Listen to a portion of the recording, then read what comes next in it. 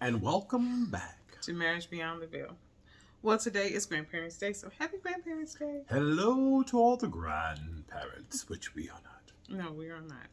Probably never will be. But anyway, um, so today I really wanted to talk about a movie that came out in the 90s. And it was called Remains of the Day. Okay, unpack that. Okay, so I never saw the movie. Okay, I saw it a long time ago, but that title just kept coming up. I don't know why. It just kept coming up over and over again to me today. So I looked it up to try to remember, refresh my memory. So the movie was about a butler that had dedicated his life to serving this one particular person.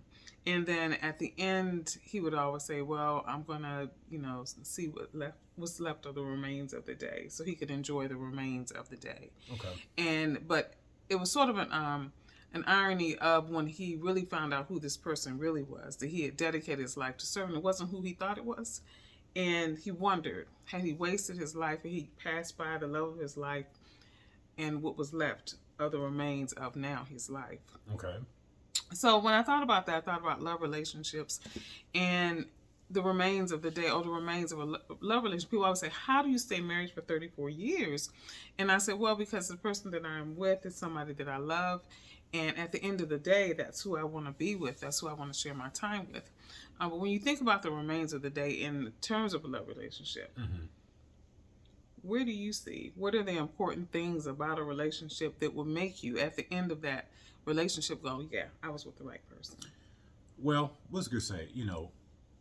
When you start out, excuse me, when you start out in a relationship,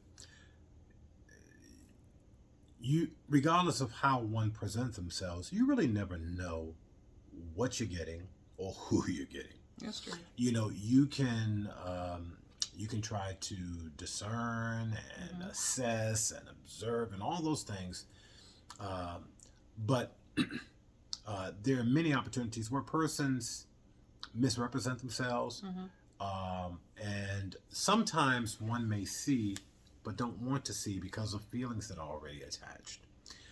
Yeah.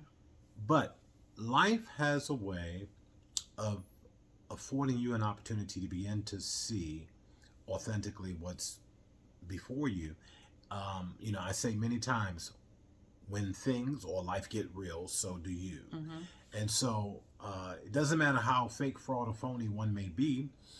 When things really get real, the real person surfaces. So when you've been with someone on the journey for years, decades, experiences, you've had experiences, now you've developed a history, and you've had an opportunity to really discover who you're on the journey with.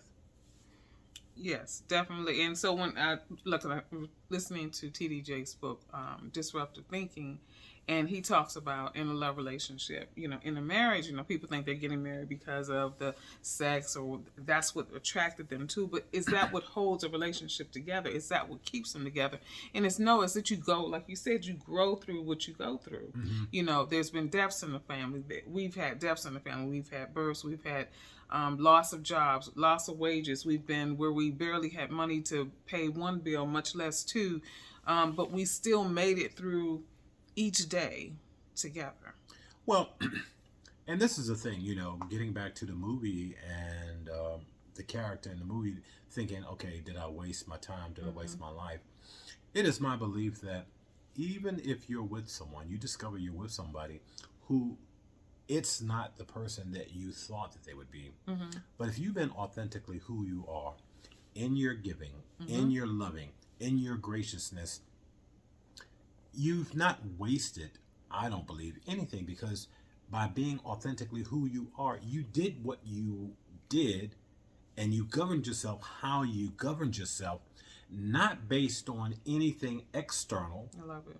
But who you are internal. That's right. And so when you're being authentically you, it doesn't matter whether you're with an angelic person or a scoundrel. The reality is, you've not wasted anything by being authentically who you are. So, because I would imagine there are people that will have regrets about what they did and how they did and all that kind of stuff. At the end of the day, you may have chosen poorly. And we all do from time to time. But if you've been authentically who you are, then it was not for naught.